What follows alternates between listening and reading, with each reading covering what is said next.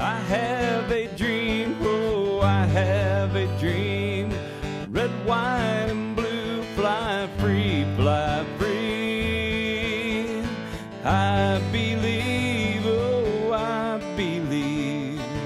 Will you dream with me? Out there, welcome to Changing Times. It is Wednesday, December the 6th. It is show number 138. So we're really glad that you're watching in today. I hope last week while I was on vacation, I hope you enjoyed human trafficking. That was the very first show over 2 years ago that Don Blacker and I did that show. That's what started this a little adventure, and and so we really appreciate it. We know that we have new people joining every week, and so I want to introduce our guests. We're going to get started right away. I'm Lynn Morris. We got Dr. Mary Byrne, and then we've got Wendy Everts, and you are the minister of Outreach, Minister of Outreach. See, I told you I couldn't even read my own writing. I wrote that just a second ago. So Minister of Outreach at First and Calvary Presbyterian Church in Springfield, Missouri, where I attended many years ago when I first graduated from pharmacy school when I moved back from Springfield. Just a great school. So we're going to... I go there now. And you go there now. Yeah, well, there's a lot of really good people. It has a lot of history. That church has a lot of history and founding people all around the Springfield area that have gone to that church. So. Wendy's husband is the pastor. Senior pastor there. Right. Well, we've been there for about 2 years. Yeah. Yes. And you came from St. Louis? Came from St. Louis, where we were there for 13 years. Okay. And felt called to come and join in what God was doing at First and Calvary. Sure. And you're a husband-wife team, and I think that's awesome to do that. And we appreciate you being here. And we know that you've got another engagement back at the church. You've got things you have to do. So what's going to happen, you normally see this, but Wendy's going to leave after we get through her part, and then Matt Pearson, our producer, is going to sit in her place because Mary's going to be talking to Matt at the start of the second half, and then Mary and I are going to finish up with some things that we've learned through our families and things like that, how to bring joy and happiness at this time of year. I mean, people say that this is the most wonderful time of the year, the most wonderful season of the year. And I believe that. However, there's a lot of millions of people that don't believe it or don't understand it. And so we're going to try to bring some joy and happiness with some things that we believe in, that we want you to also hear. And so, Wendy, we're just going to kind of turn it over to you. I know you just did a seminar on that.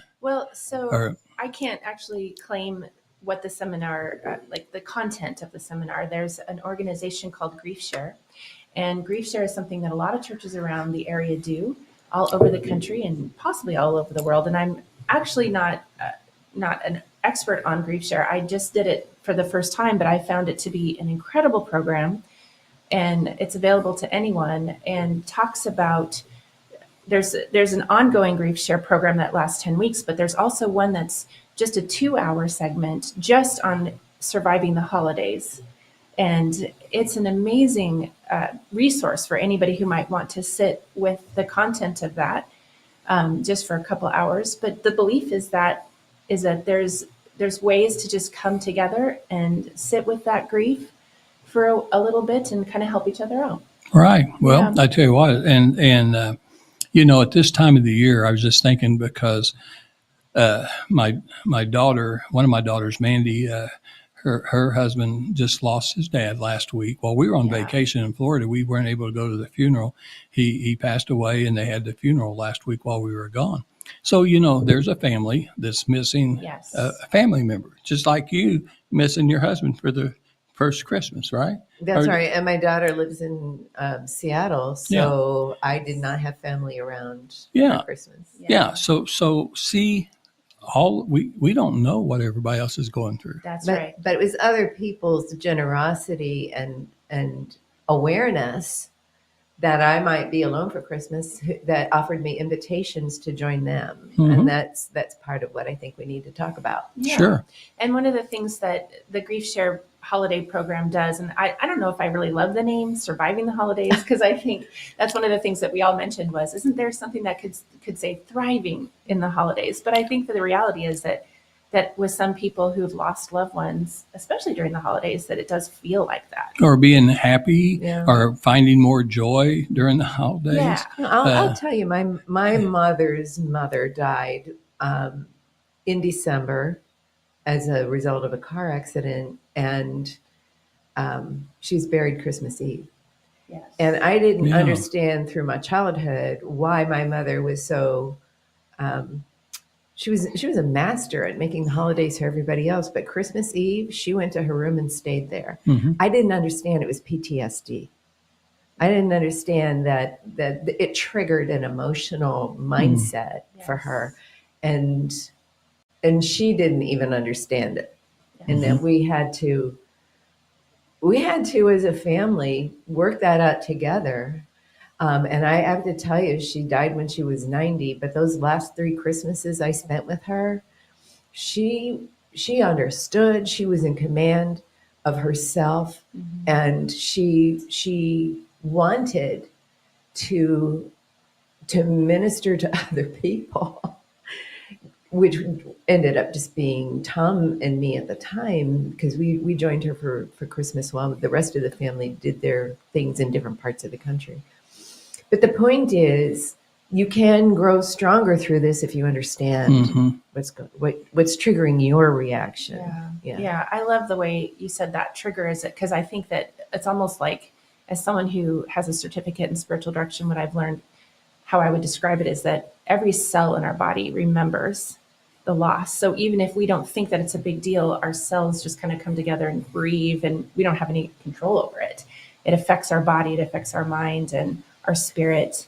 And there's things that we can do to help have the joy, Right. help come together. And, but it is a triggering thing. Yeah, it's like loss. the ghost of Christmas past, for yes, her. The ghost of Christmas But there's so past. many reasons. So, we talk about one of the main ones is loss of a family member. Yes. And that happens. I mean, just about every family is going to experience that at some point in their life. And so that's always a negative traumatic experience until you really realize and know that person's in a better place, has to be in a better place than it is down here right now. And so that has to give you comfort and peace when you kind of start to deal with it and things like that. But another thing right now, I have several family members that and friends that are dealing with cancer and other very Yes. serious illnesses. Yes. And so one of the things that I would tell people is, you can't help it when you get cancer unless you're a smoker or some of the things that people do. But I would just say, being healthy is one of the ways to be happy. Mm-hmm. I mean, obviously, if you don't have your health, you really don't have anything. And so your health is worth a lot more than any kind of money or anything else that you could have. And so, just being healthy is a problem. And so those people, they're suffering right now today and throughout these holiday seasons. And, even like Happy New Year's, everybody says Happy New Year's. Well, don't just think about Christmas, because we got another holiday just right after that, and it's Happy New Year's. And people need to be thinking positive about the new year. How can they be better? How can they feel better and stuff like that? So Wendy, what are some of the major points of the surviving the holidays? Surviving the holidays. Well, I would say that one of the biggest ideas that I felt was an encouraging idea was that to give yourself permission to not do the same things that you've always done over Christmas. So if you have an invitation that is coming, things that always happen, know what you're going to say ahead of time. If you know that all of your family's going to want to have that Christmas Eve dinner, what are ideas of things that you might want to do that might be different? Be prepared for I need this year, so that you know what you're going to say, right? So that you can prepare that you might need to spend that night, Christmas Eve, in your bedroom instead of having that dinner. But what are other things that you might want to do so that you can have family time, so that they know, your family knows you love them, but that you might need something different. That was a big takeaway that I felt like was really helpful. Mm-hmm. People need permission, right, to do something different if they need because the tradition is you do the same thing to pass down these traditions. And if you're going to make a break in that pattern, it needs to be it's a lot of responsibility, but other people do have to be sensitive, and maybe you'll come back to it. Yeah. Um, That's a really good point, though, because traditions are created over time and they have so much meaning, but a lot of that meaning is associated with that loved one, Exactly. right? And so it is a big deal to break that tradition. That's a good point. And that- If if you could build courage to start a new tradition, yeah, you still can keep some of the old tradition, but yeah, you can start a new tradition that would also help people. I know that a lot of times when we all have things that go wrong in our life, we kind of retreat. We treat Yes. within. We stay, like you said, stay in your own house, stay in your own room. You don't associate even with employees you work with. You're just kind of quiet. You want to withdraw, and somehow you need to battle through that, because the way I believe that you can cope and get better is to be around good people, just That's like right. you. I'll It give you is, I'll yeah. give you an example of what I did last year. I want to be bragging on it, but I truly sought, what God wanted for. I saw a remembrance of His birth and why He came, and that is to give us hope. We do not grieve like unbelievers, and Christmas starts the story of hope Mhm. that yes, we all die. There's going to be a resurrection, and in that transition, right now, I know my husband's with Jesus. And I said to Jamie Swope, our associate pastor at church, I saw the movie Life After Death just here recently. And I'm convinced that if Tom had a choice, he would not come back, because the body he would have to have come back to was deteriorating. Mhm. It might sound perverse, but I'm happy for him. Yeah. He's released from that. Yeah. And I don't mean to be negligent of anybody's pain. I understand grief, trust me. But when you get to the point where you know you're going to see them again, that Jesus is ministering to them in a way you can't. You can't. And they are healthy again. Yeah. Everyone in that movie described feeling more alive than they ever did. And I know that in the presence of the giver of life himself, that must be true. So I miss him, yes. and especially when I have to do the jobs that he's not there to Around do. the house. Yeah. Or the conversations we used to have, Sure. because Yeah. he was such good company. But you can't stay there. And so what I did last year, Christmas Day, our church has deacons give away the poinsettias that were in the Christmas service. So I took a poinsettia to somebody who was in the hospital. Mhm. One of our church members in the hospital. Mhm. And then, because someone invited me to their house for Christmas dinner, I went there. But I made sure I was grieving for myself. I was reaching out to someone else who actually didn't have access to the mobility I still had. Yeah.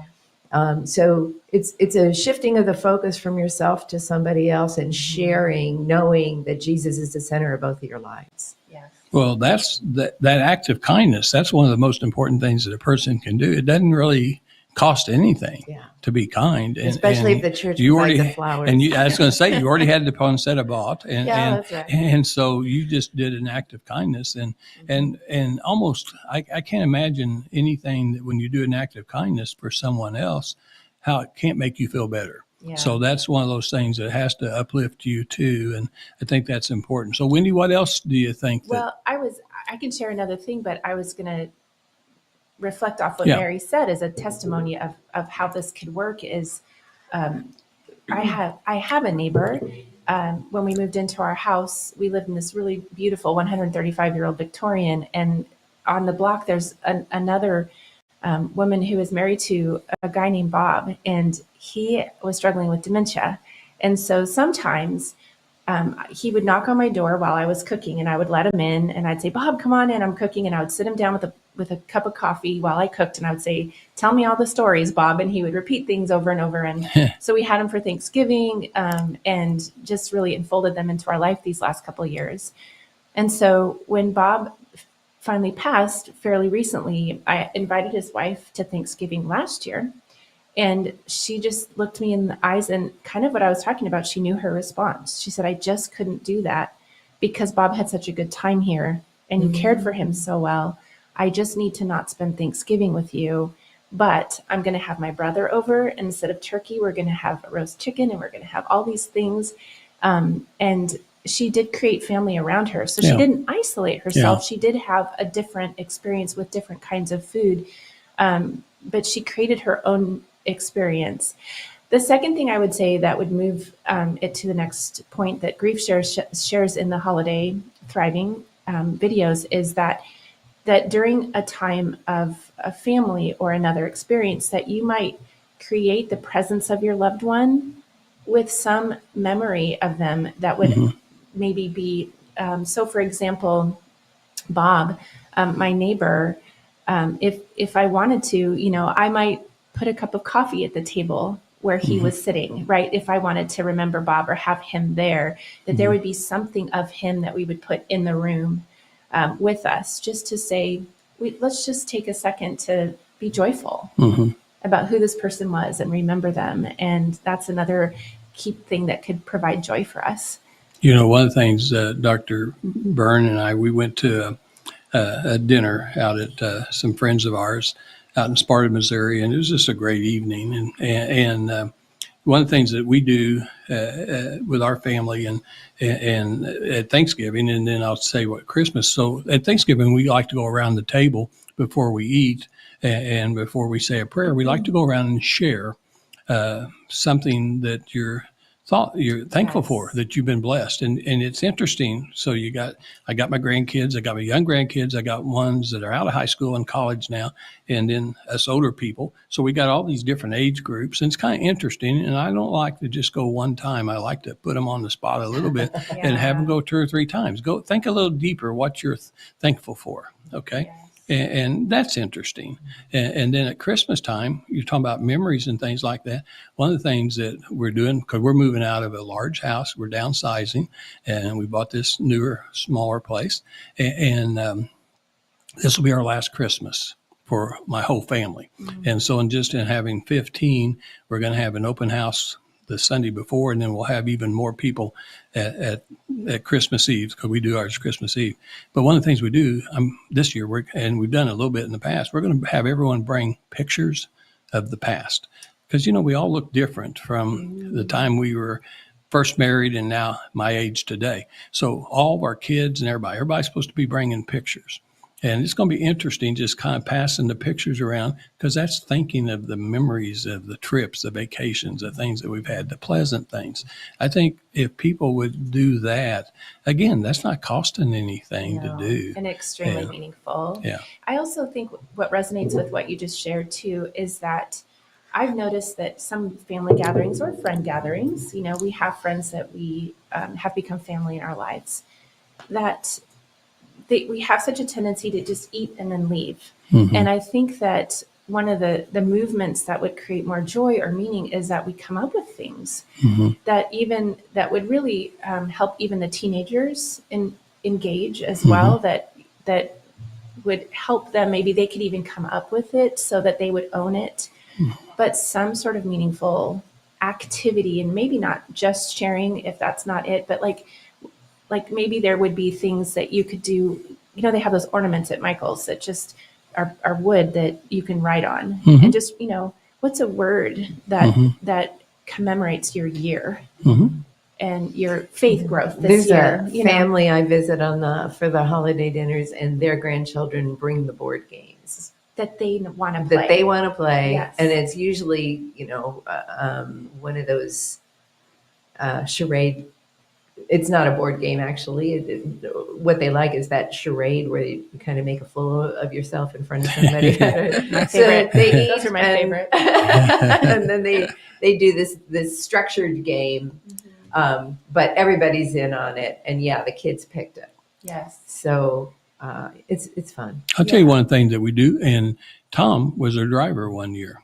I don't know if you remembered that or not, but Jan and I, as our we didn't have that many grandkids back then, and if we did, they were small, and 3, 4, 5, 6 years old. But our 3 children and our grandkids and our family dog, we would rent a limousine bus. You don't have to rent some fancy chauffeur's bus, but we had a chauffeur at Fisk Limousine out of Springfield, Missouri, were really nice, and they would provide us a bus. We paid for it, and we would have a schedule for our driver. And Tom was our driver one time, but there was other friends that we had that were drivers for us each year, and we would have a schedule. We would go usually about 3 places. We would go to maybe assisted living, a nursing home, and a animal shelter where they needed dog food, and so it was really kind of fun because each of our kids were assigned things ahead of time of what kind of gifts we were bringing because we knew where we were going to go. And then everyone piled out and went in to the facility. Of course, the kids really loved the dogs and the cats and stuff like that, but we just carried in food after food and cat litter and whatever you did. But it was something that we did year after year for, I guess, probably 7 or 8 years until the kids got older. And I think that I still have grandkids talking about that. Sure. Yeah. It teaches them sharing and gives them an opportunity to outreach. Yeah. And then you're hungry. You're hungry. So we all ate pretty well when we got back, but we always started around 4, and then we did that, and then we came back and had Christmas ourselves. And those years we taught our kids that we didn't buy as much for ourselves because we don't need much, and because we gave to other people. That's what we taught them. Exactly. Yeah. A little bit into maybe this, the next segment of what you and Mary might talk about. But I think, gearing back to the grief thing, I think one of the things that that I feel like there's this combination of allowing people to have sadness, but then also that sense of you do want to get out and do some things that might cause you joy, and the deep sharing that might be something that we're missing, like people asking, how are you doing? Or letting you just be who you are this Christmas and not trying to force you to do something. I think about just how churches are online now because COVID allowed us to have our services online, and how I remember when my dad died, I didn't want to go to church in person because I didn't want everyone to ask me how I was doing. I thought, I just don't want to talk about it, or I want to be in charge of when I talk about it. And so I felt like if I could go back to that time and worship online just for a couple weeks to just give myself some space, that just would have been such a gift to me to be able to just take some time. But I think about maybe the idea that there might be someone who's blue during the holidays, just don't want to come to church. And I think, why not go to their house and worship with them at their house? Right. What I said earlier is the reason for the season. He is the hope that we have, and we want them to have access to services and to be there. And Jesus and show us death is not the end. It's not the end. Yes. Yeah. So we want to celebrate. It's really just the beginning. It's the beginning. In the Irish tradition, and because we're Burns and we're Irish, I did put this in the program for his memorial service. The Irish say you have 3 birthdays. One is the physical birth of your body. The second is your baptism when you're born again in Jesus. And then the third is the day you meet Jesus face to face. Right. But it's a birthday. And this year, November 3rd, I went out and took a rose to his gravesite and said, "Happy birthday, Tom, your first birthday in heaven." That is way It's meaningful. the way you have to think of it, because it's true. But if we're not teaching that to people, then it's harder to appreciate, I think, the holding on to them. Remember when Mary saw Jesus at the resurrection and he said, "Don't hold on to me." That's a good point. Yeah. And it wasn't, "I'm never going to see you again." It was, "You have something to do here. Go tell them." And I guess maybe that's the model I used. Okay. But you mentioned online. Could you mention or tell people about the website? Yeah, so there's ideas that tools that I gained from this grief share, that if anybody out there would like to go to something local, wherever you're listening from, Springfield, I think, are our listeners mostly Springfield? Well, Southwest Missouri, but we're all over the world, so we're all 50 states. And I know, but I know they're learning. Grief share is everywhere, and so it's griefshare.org. And on that homepage, when you go to griefshare.org, you right there, it says, find a grief share near me. Mm-hmm. And so you can put in your zip code and you can find a 10-week, can't remember if it's 10 or 12-week program, usually at a local church near you. Mm-hmm. But then the holiday one is holiday.griefshare.org. And a lot of those right now in the field area are about an hour away because they're just one time. And a lot of times people have those in November to help people prepare for the Thanksgiving holiday season. So sadly, those are mostly, but you could do it yourself. So can you just watch the video online as an individual? It's possible for you to do that, but I know that's not something that I'm familiar with. You'd have to go online to see that. You wouldn't exactly be sharing. Grief share. Grief share. Yeah, I mean, that's part of the wonderful thing about Grief Share, that organization, and you could do this in any friend group or local church, is that you can just gather with people who, and I think we need to point out too that your thoughts of this being a time of sadness is maybe people have lost jobs. Sure. So I think pointed to that it's not always A death. death, it's loss of. And so Grief Share is specifically for a loss of a person. It's designed for that. And so divorce and job loss, it's Sure. not necessarily for that, but it is a resource for those who've lost. Okay, we're going to have to take a break, but Wendy, just very quickly, I'm glad you said loss of job. There are a lot of people that have lost their jobs. There's also an interesting fact. Just recently, a poll came out. People at this time of our life are more dissatisfied about their job that they're doing than any time ever in the history of the world. Yeah. So more people are working, they're dissatisfied. They don't like their job for whatever reason. And too, because it's very worrisome if you don't have a job. But it's also a real stress factor if you have a job because you have to pay your life is, and still you hate your job. I mean, you know, in my 47 years of running my stores, I had a lot of people that just couldn't wait till they retired because they hated their job. And I always thought to myself, oh, well, that's so sad that you hate your job. And you spend a lot of your awake hours Yeah. at your job. Yeah. You should Okay, enjoy it. you want to wrap up anything before we let you go? Gather. Gather. I would say gather with people that you love in the way that you would be helpful for you. Well, very and good. tell people what you need. Well, Wendy, Tell people what you advocate for yourself. Advocate for yourself and tell people what you need. well, I tell you what, I will tell you this, Wendy, you and your husband are difference makers. We've never had anybody on the show that's not a difference maker. And also Don, who would always sit there, would always say, change. Amen. And so we appreciate that.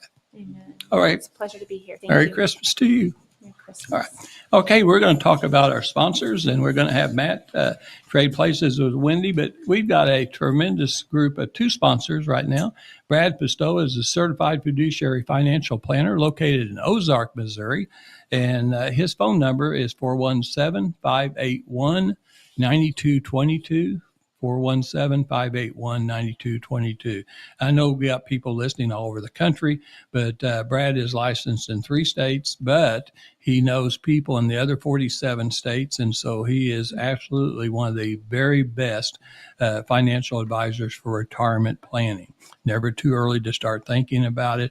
Call that number. He'll send you a free book, either his very first book, #1 best-selling retirement planning book on Amazon, or he'll send you the second one. So he's got Bulletproof as his second one, and Safe Money Matters is his first one. So we highly recommend Brad Pistow. I've used him. Don Blackard's used him. A lot of my friends have used him. He has a tremendous clientele, and he really helps people in retirement. The second sponsor is Springfield Nissan, Springfield Kia. It used to be called Youngblood Motor Group. It used to be John Youngblood and John Whittaker. It's now John Whittaker, and tremendous friends. I bought my last 2 Grand Cherokee Jeeps from them. I highly recommend them.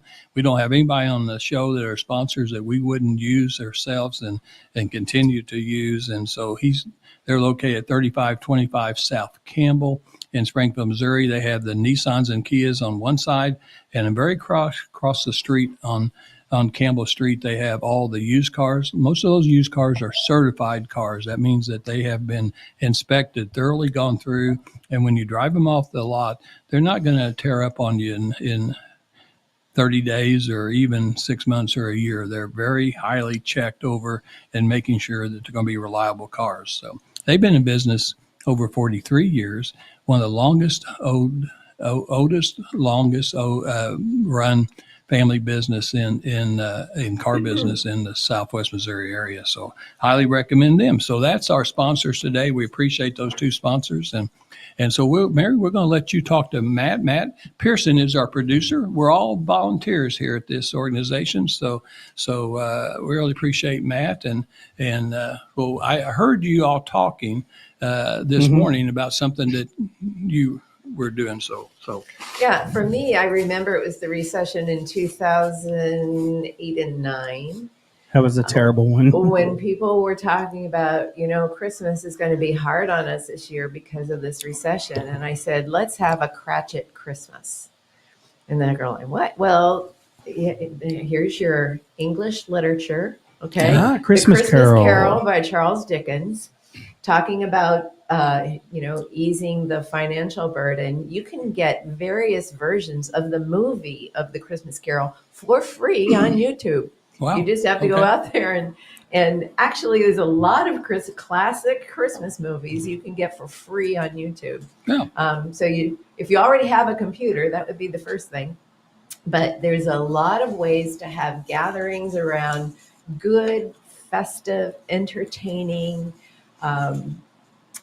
movies, with hot chocolate and some Just cookies. Family time. And low cost. Low cost. And just share in the joy of what Christmas is really about. So Yeah. anyhow, for us, it was 2009. I said, well, we're going to have a Cratchit Christmas. We're going to focus on the quality of the dinner and forget about the gifts. That is the title of my church's Christmas Eve celebration. A lot of places a lot of churches do that now.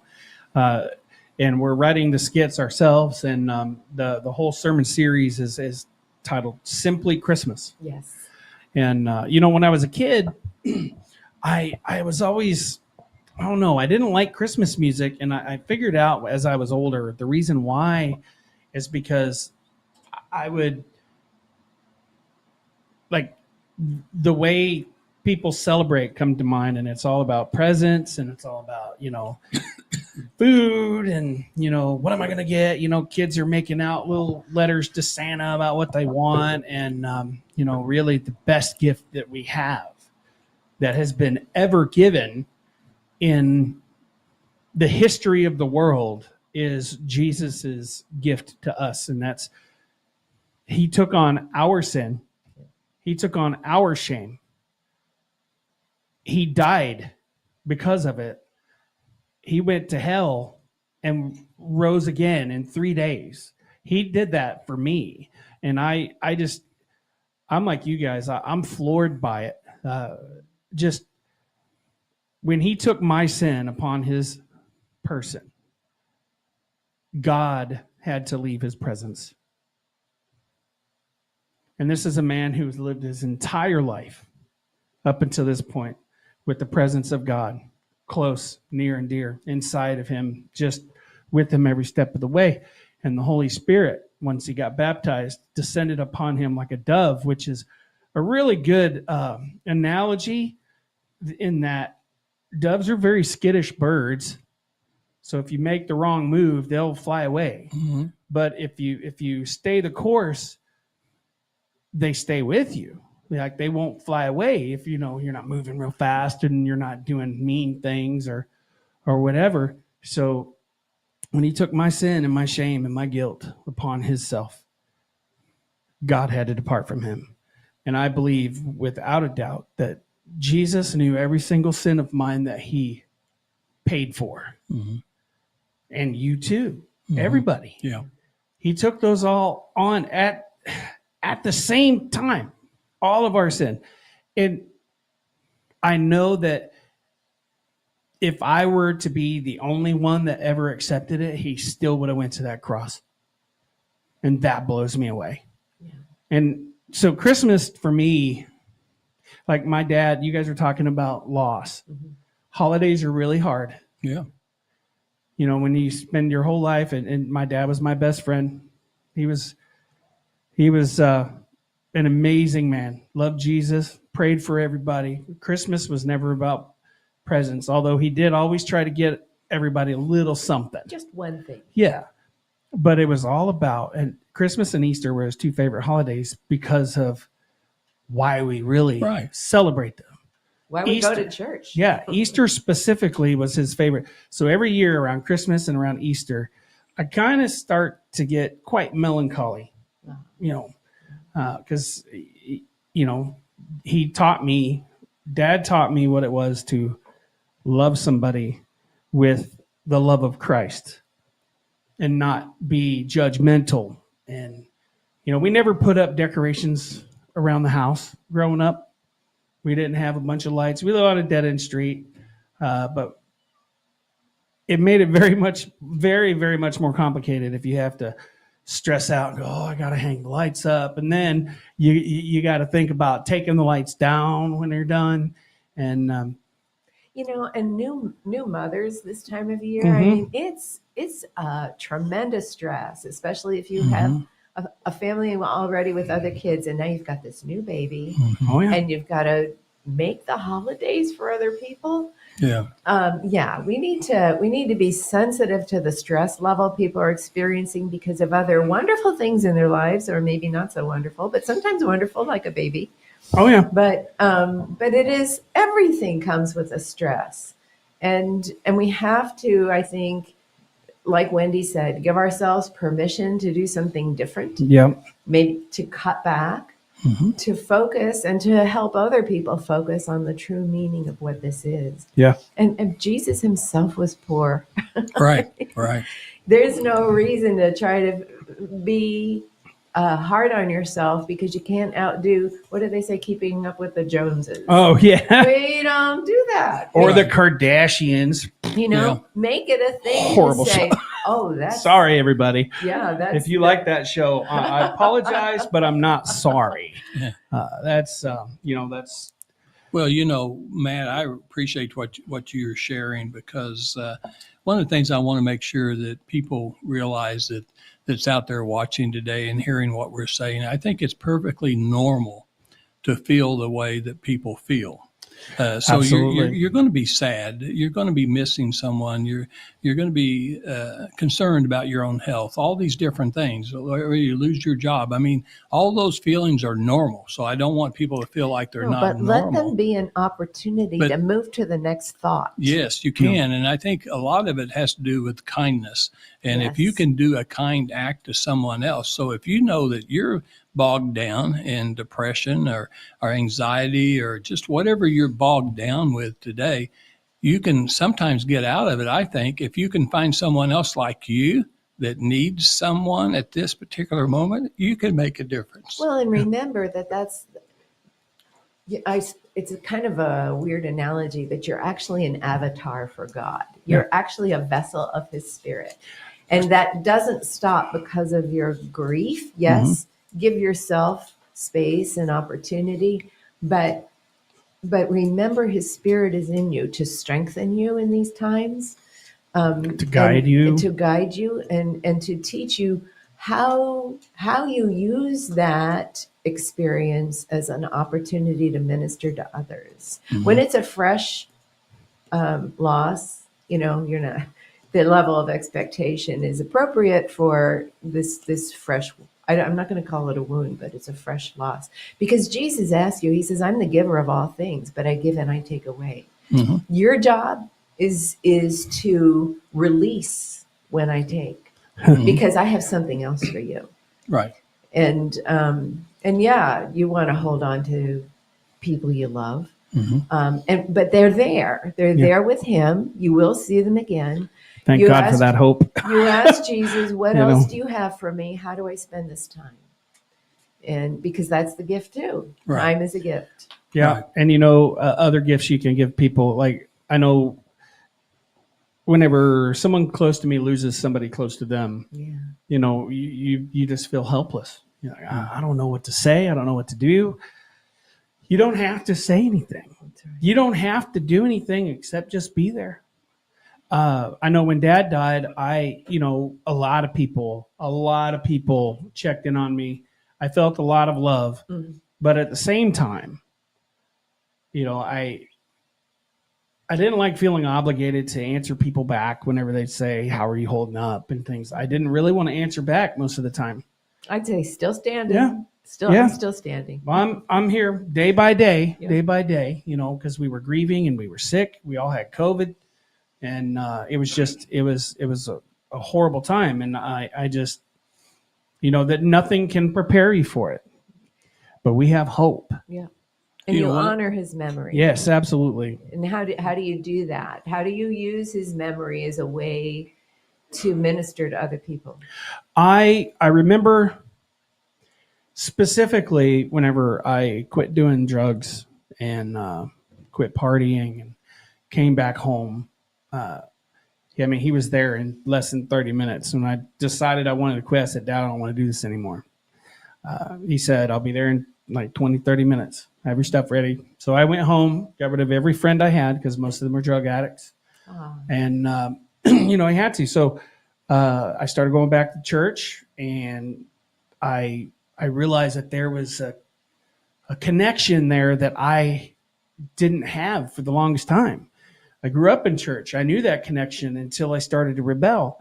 I started hanging out with the wrong people, wanting people to think I'm cool, started doing this and that. And then just one thing led to another. 15 years later, I've been to church like 3 or 4 times and regretted it all the time. Looking back now, I didn't like not going to church, but I tried to justify that. And like when Christmas came around, that just reminded me of it too, everybody around me was all about going to parties and this and that and the other. And the prodigal son. Yeah, Dad always referred to me as the prodigal. He called me the prodigal even long before I came back to the fold. You can ask Dennis Everson. When he referred to me, he said, "My prodigal," and I wasn't even back yet. But he knew that God was going to work in my life in a mighty way, and was going to put people in my life at the right time where, now, I'm doing this. I'm a worship pastor for Northwest Church. If he would have told me I was going to be doing that about 13 years ago, I would have laughed at you. You bring up an interesting point, is that one of the manifestations of grief is when you are a Christian family and you have a prodigal, because you don't know, like I understand that God will keep his promise and he will have it says, I think in Proverbs, your children will return to you. Yeah. And it's a wonderful promise. But in the interim, while the child is still exploring the parties the way the prodigal son did, and going through lots of money, that's... the thing is you grieve. Yeah. You grieve because they're not with you, and it's a time when you're not sharing God with them. Well, the thing about it is, and I'm very thankful for this, he got to see me sober. Yay. He got to see me ordained. Yeah. And he saw my life turn around. And so that's how you honor him. Yes. Yes. I prayed to God. I knew that God was going to be bringing him home soon. So I said, "God, please take him in his sleep." That's what happened. And though it was COVID related, with that, whenever your pulse ox drops, you don't really feel like you're struggling for breath. You just get tired and go to sleep with COVID because it doesn't actually block your airways. And, he passed away in his sleep, absent from the bodies to be present with the Lord. And I look forward to that. And this time of year, I always like to think about the reason why we celebrate what we celebrate. Yes. Right. And people get so complicated with all these plans and all this, that, and the other, and just slow it down. Christmas Eve, sit around, drinking hot chocolate, reading the story of Jesus and his birth. Read it to your family. So, we're running out of time. And read a Christmas Carol and learn how the Cratchits had Christmas, because the whole theme here is a very wealthy man who is miserable against basically a financially struggling family who knew the joy of being together. and they knew their scriptures, And he saw that and he wanted it. and he wanted it. So he said, and in the third, when the third ghost appears and is basically saying, "This is your future if you don't change, buddy." He says, "Show me tenderness." He doesn't say, "Show me equal distribution of wealth." He says, "Show me tenderness," which is a feature of the heart. It's an action of the Yeah. heart, it's an empathetic action. an empathetic action, and it is exactly Oh, how the man. Father treats us, I should have came on earlier. with tenderness. It's been a while since I've been behind the microphone. Well, And, hey, I tell you what, you guys have done great. I really enjoy the conversation. I just like listening to you guys talk. Next week, we are going to have another great show. We appreciate everybody being on today, and really appreciate Wendy, meeting her for the first time. And I'll tell you, next week we've got a tremendous show about disabilities, a group that really helps people of all ages on disabilities and the services they need. We'll be back next week, and I just say do something kind for someone during Christmas. If you want to have a little joy in your own heart, you can do that. Call them up, make a telephone call, write them a letter, go bake them some cookies, or go buy some cookies if you can't bake them, and take them to somebody. Visit somebody at a nursing home this year. Amen. All right. Bye, everybody. Thanks for joining us today. Thank you for having me on. Sure. And we will see you all next Wednesday. Next Wednesday. All right. Well, God bless you all and keep you. We'll see you later. All right. Bye-bye.